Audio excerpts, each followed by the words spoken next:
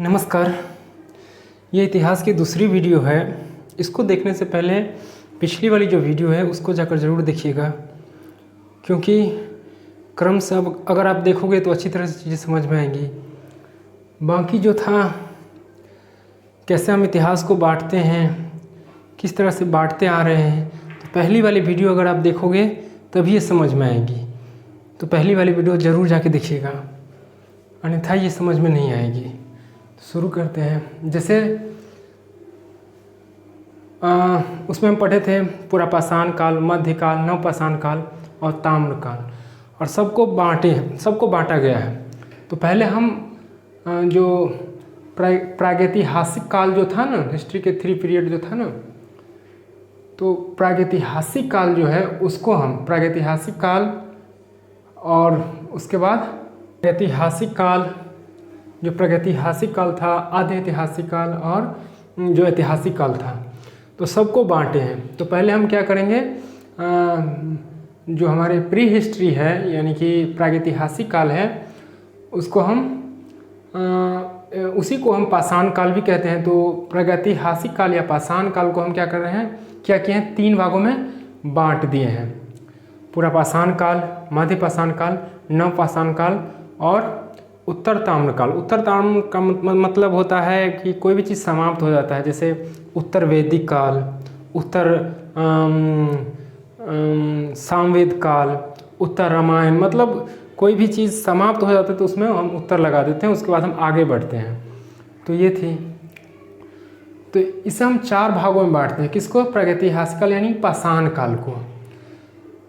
आधार कौन काल में क्या हुआ ये है, इसको हम देख लेते हैं बारी बारी से, आराम से। आधार यानी कि काल, जो पुरापाषाण काल था, पैलेओलिथिक पीरियड। पिछली वाली वीडियो जाके ज़रूर देखिएगा, नहीं तो ये समझ में नहीं आएगी। जो पैलेओलिथिक पीरियड जो था, पुरापाषाण काल, वो 25 लाख BC से, दिखाई दे रही है, 10,000 BC तक था। BC AD का कॉन्सेप्ट इसके बाद वाली वीडियो में मैं अच्छी तरह से कवर करवा दूंगा, आपको अच्छी तरह से समझ में आ जाएगी BC AD क्या होता है, टाइमलाइन अच्छी तरह से मैं करवा दूंगा। तो 25 लाख BC से 10,000 BC पुरापाषाण काल। मेसोलिथिक पीरियड जो था, मध्यपाषाण काल, 10,000 BC से 4,000 BC तक था। और नवपाषाण काल जो था, नियोलिथिक पीरियड, यानी कि 10,000 BC से 1,000 BC।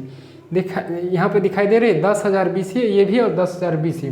वास्तव में क्या हुआ कि इसी काल में इसका भी आरंभ हुआ, लेकिन यह 10,000 BC में जो लोग थे वो थोड़ी अधिक विकसित थे, विकास कर रहे थे, और इसमें थोड़ा डब था। तो इस तरह से चल तो रहे थे साथ साथ, लेकिन ये थोड़ा आगे था, क्योंकि यहाँ के जो लोग थे वो ज़्यादा समझदार थे, उसकी अपेक्षा यहाँ पर कम समझदारी थी। उसके बाद आते हैं ताम्रपाषाण काल। हालांकि ये भी इसी का पार्ट है, नवपाषाण काल का ही, तो इसीलिए हम नवपाषाण काल में ही इसको रखते हैं, ताम्रपाषाण काल को। इसको अलग से भी पढ़ाया जाता है। अब हम देखते हैं काल हो गया लक्षण, यानी कि पुरापाषाण काल में जो लोग था, मैं पहले ही कह चुका हूँ कि वो मतलब आदि मानव सब था। अच्छी तरह से उसको भोजन मिल जाए बस काफ़ी है, जानवर की तरह मनुष्य रूप में रहते भी, क्योंकि वो कहा भी जाता है यसाम न विद्या न तपो न दानम ज्ञानम न शीलो न गुणो न धर्म ते मृत्यु लोके भूवि भारभूत मनुष्य रूपे मिनका सिरंती। सो था पुरापाषाण काल के लोग जो थे वैसे ही थे, बिना ज्ञान के थे, पशु थे। यह सबसे पुराना काल था, लक्षण मतलब जो पाषाण काल था, पुरापाषाण काल, पैलेओलिथिक पीरियड, यह सबसे पुराना काल था। इसमें मानव आखेट करके उसको खाता था। आखेट मतलब होता है शिकार करके उसको खाता था। इसे आदि मानव काल भी कहा जाता है। इसमें कृषि पशुपालन नहीं था, मतलब नहीं जानते थे वो सब कृषि करना। आग की खोज इसी काल में हुई। किसमें? पुरापाषाण काल में, जो 25 लाख BC से 10,000 BC तक था। इसके बाद इसमें देख लेते हैं मध्यपाषाण काल, मेसोलिथिक पीरियड। इसमें भी आखेट करके, इसकी अपेक्षा इसमें बढ़िया शिकार करना जान गया था, लोग खाता था। खाद्य संग्रह होता है भोजन, भोजन उसे भरपेट मिल जाए काफ़ी है इनफ। इसमें भी थी खाद्य संग्रह, इसमें भी शिकार करता था, इससे बेटर से कर लेता था। इसमें पशुपालन करता था, पशुपालन की शुरुआत इसी में हुई मेसोलिथिक पीरियड में 10,000 BC से जो 4,000 BC था। लोग कुत्ता पाले थे सबसे पहले, जो पालतू बनाया गया कुत्ता को। नवपाषाण काल यानी कि मेसोलिथिक पीरियड, इसमें कृषि पशुपालन की शुरुआत, समान अस्थायी निवास प्रारंभ, पहिया का खोज इसी काल में हुआ। देखो, कृषि पशुपालन बेहतर तरीके से लोग करना नवपाषाण काल में सीख गए थे और इसमें बेहतर तरीके से करते थे। कि शुरुआत समान अस्थायी निवास, अब कृषि करेगा तो निवास भी चाहिए, तो अस्थायी रूप से निवास भी बनाने लगा था इसी काल में। मानव कृषि, जो गेहूं और जौ की कृषि सबसे पहले किया था यहाँ पे कृषि पशुपालन में। यहाँ के नवपाषाण काल के लोग जो थे गेहूं जौ की, तो कृषि पशुपालन की शुरुआत हुआ, अस्थायी निवास भी प्रारंभ करने लगा, पहिए का खोज इसी काल में हुआ नवपाषाण काल में। इसमें थोड़ा देख लेते हैं ताम्रपाषाण काल, क्योंकि ये इसी का भाग है। ये जब था तब इसी में शुरू हो गया, ये लास्टली टाइम में। तो नवपाषाण को ही हम ताम्रपाषाण भी कहते हैं, क्योंकि हम नवपाषाण काल की आखिरी समय में, क्योंकि नवपाषाण काल की आखिरी समय में ही ताम्रपाषाण शुरू हो गई थी, इसीलिए इसे ताम्रपाषाण कहते हैं। इस काल में मानव द्वारा ताम्र यानी कि तांबा का खोज किया गया था, इसमें और कुछ नहीं, बाकी आगे स्टडी करेंगे। औजार क्या रखा?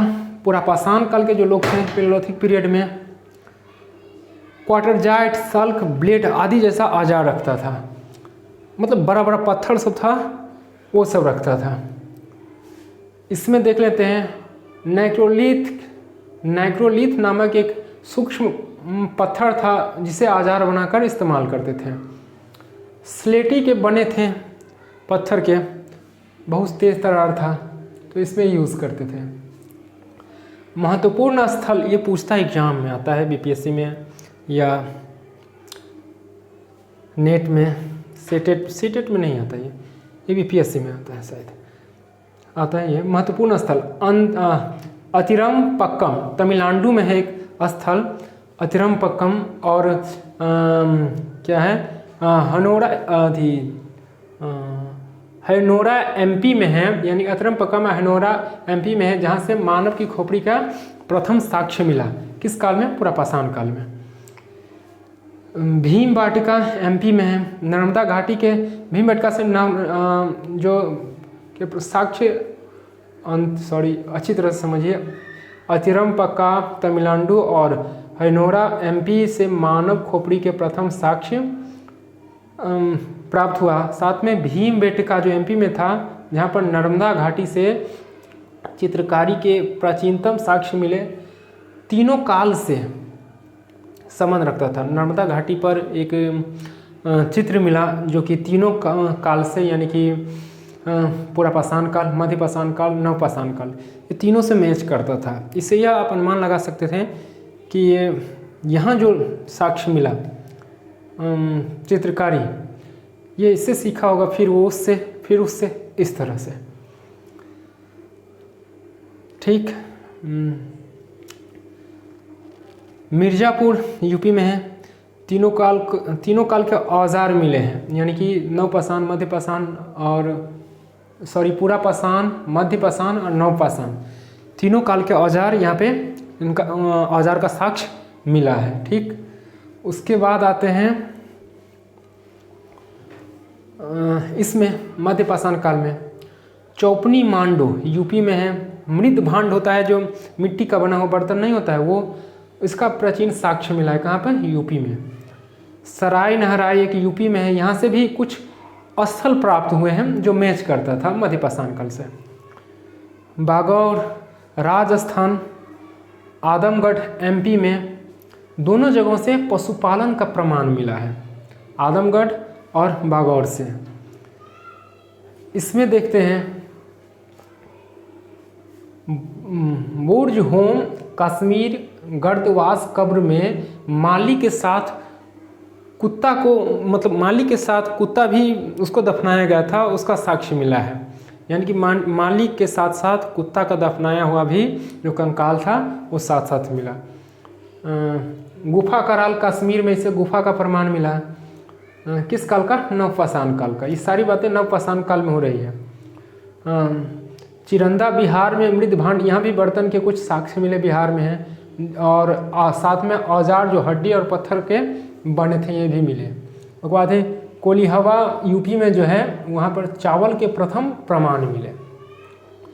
मेहरगढ़ बलूचिस्तान जो कि पाकिस्तान में अभी, वहाँ पर भी पहला प्रमाण मिला। पहिए